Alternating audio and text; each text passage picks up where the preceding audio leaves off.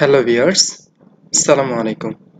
So এখন আমরা দেখব কিভাবে টেবিল ক্রিয়েট করতে হয়, অর্থাৎ এমএস ওয়ার্ড ডকুমেন্টের মধ্যে কিভাবে টেবিল ক্রিয়েট করতে হয়, টেবিল কিভাবে ইনসার্ট করতে হয়, কিভাবে টেবিলটাকে ডিলিট করতে হয় বা মুছতে হয়, এবং টেবিল কিভাবে ইনক্রিজ করতে হয়, টেবিল এর মাঝে কিভাবে ভাগ করতে হয়, এবং টেবিলের ভিতরে দাগসমূহ কিভাবে মুছতে হয়, এবং টেবিলের ইচ্ছামতো ঘর এবং কিভাবে বর্ডার লাইন হাইড করব, এবং এর মধ্যে লেখাগুলোকে কিভাবে বাঁকা করে এবং কি বিভিন্ন ধরনের স্টাইল।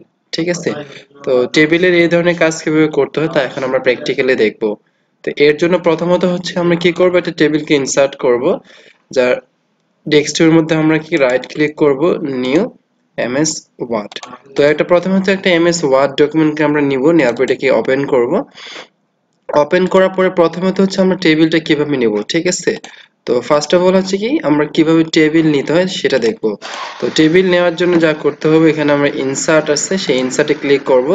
করার পরে দেখবো এখানে টেবিল, ঠিক আছে। তো এই টেবিলে ক্লিক করব, করলে আমার টেবিলটা এখানে আমার এটা হচ্ছে কি কলাম, ডান পাশে গুলো হচ্ছে কি কলাম, নিচে গুলো হচ্ছে কি রো। তো আমি এখান থেকে নিতে পারি, আমি এখান থেকে টেবিল নিচ্ছি, ঠিক আছে।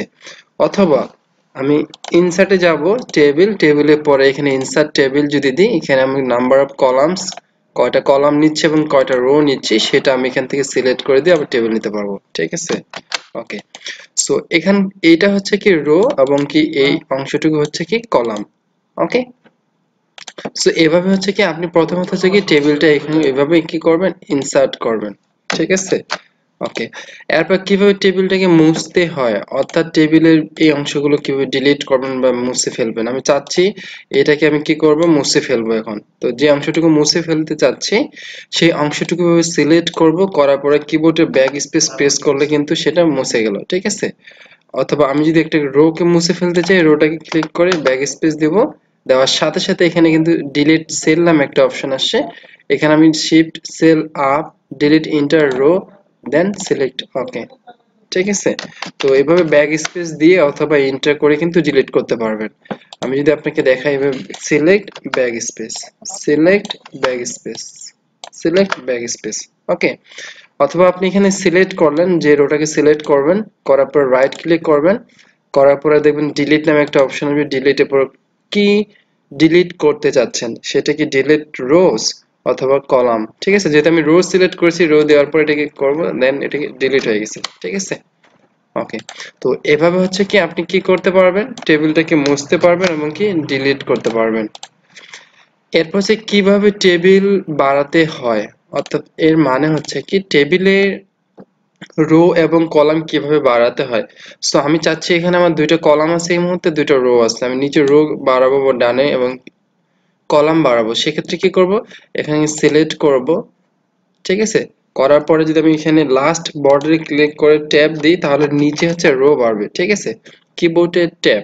ওকে, অথবা এখন আমি চাচ্ছি হচ্ছে কি ডান পাশে কলাম ইনক্রিজ করব, টেবিলে ক্লিক করার সাথে সাথে টেবিল ডিজাইন নামে একটা অপশন চলে আসছে এবং কি লেআউট নামে একটা আসছে, ঠিক আছে। তো আমরা লেআউটে ক্লিক করব, করে দেখবেন যে insert above, below, insert left and right. তো এটা হচ্ছে কি রো, বিলো এন্ড অ্যাবাভ, আর এটা হচ্ছে লেফট এন্ড রাইট হচ্ছে কি আমার টেবিলের কলাম। তো আমি ইনসার্ট রাইটে কলাম বাড়াবো, ঠিক যে কয়টা প্রয়োজন সেই কয়টা কিন্তু আমি এখান থেকে বাড়াতে পারতেছি, ঠিক আছে। এখান থেকে, সো এখান থেকে আপনার যে কয়টা প্রয়োজন সেই কয়টা বাড়াতে পারবেন, ঠিক আছে। ওকে, আমার যে কয়টা প্রয়োজন ছিল আমি এখান থেকে রো বাড়াবো, এখানে সিলেক্ট করে বিলো যদি দিই তাহলে দেখি রো বাড়তেছে, ঠিক আছে। তো একইভাবে আমি আবার যদি আপনাকে মোছার এটা বলি, যতটুকু অংশটুকু আমি ডিলিট করতে যাচ্ছি, সিলেক্ট করে ব্যাক স্পেস দেওয়ার সাথে সাথে কিন্তু এটা কি হয়ে যাচ্ছে, মুছে যাচ্ছে। তো এইভাবে আপনি insert table, row and column করতে পারবেন, ঠিক আছে। ওকে,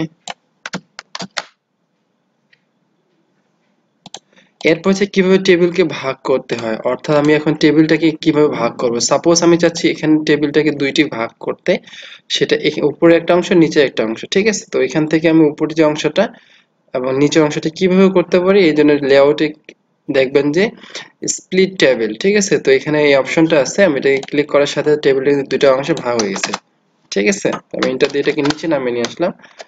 ওকে, আমি আবার আপনাকে দেখাচ্ছি। সাপোজ আমি এখন এখানে যাচ্ছি ভাগ করতে, এখানে যাওয়ার পর লেআউটে ক্লিক করব, করে হচ্ছে কি স্প্লিট টেবিল, ঠিক আছে। আমার টেবিলটা কিন্তু দুটো অংশে ভাগ হয়ে গেছে। অথবা আমি চাচ্ছি যে এখান থেকে ভাগ করব। আমি যদি কিবোর্ড থেকে করি, কন্ট্রোল শিফট এন্টার যদি করি, তাহলে কিন্তু অটোমেটিক টেবিলটা কিন্তু দুটো ভাগে ভাগ হয়ে গেছে, ঠিক আছে।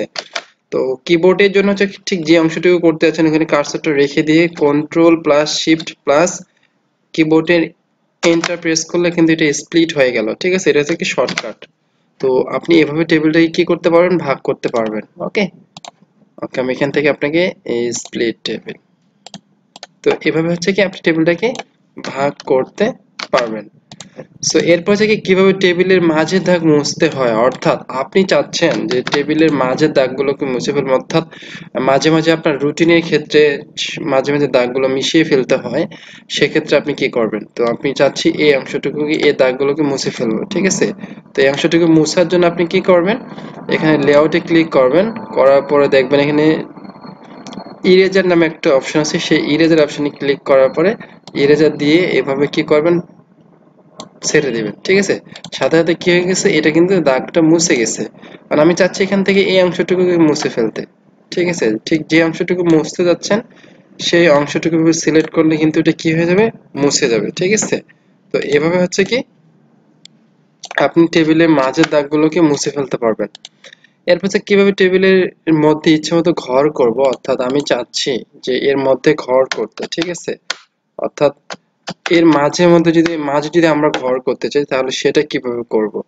সাপোজ আমি যদি এখানে একটা এখানে যে কোনো ডেডলাইন দিচ্ছি, জানুয়ারি, নিচে হচ্ছে কি ফেব্রুয়ারি, দেওয়ার পরে এখানে একটা দাগ টানবো, মাঝখানে আরেকটা ঘর করব, জানুয়ারিকে আবার অনেকগুলো ভাগে ভাগ করব। তো সেক্ষেত্রে কি করব, এখানে দেখবেন লেআউট, এরপর হচ্ছে কি ড্র টেবিল। তো ড্র টেবিলে ক্লিক করার পরে এখান থেকে দেখেন আমি চাচ্ছি এটাকে আবার ভাগ করতে, ড্র টেবিল, ঠিক আছে।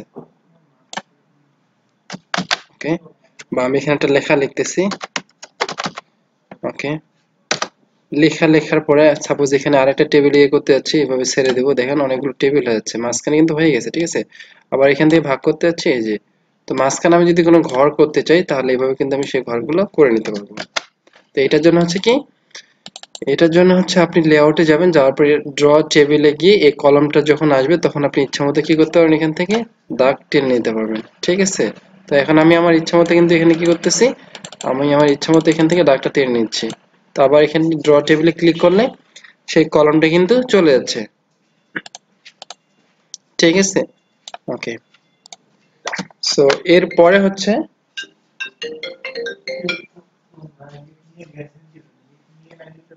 হচ্ছে কি কিভাবে টেবিলে বর্ডার দাগগুলো হাইড করতে হয়। সাপোজ এখন হচ্ছে কি আমি এই বর্ডার দাগগুলোকে হাইড করব, সেক্ষেত্রে আমি এটাকে সিলেক্ট করব, করলে এখানে আমার দেখবো হোমে গিয়ে দেখেন যে এখানে একটা বর্ডার অপশন আছে, সেই বর্ডার যদি আমি নো বর্ডার দিই তাহলে কিন্তু বর্ডার গুলো হাইড হয়ে গেছে।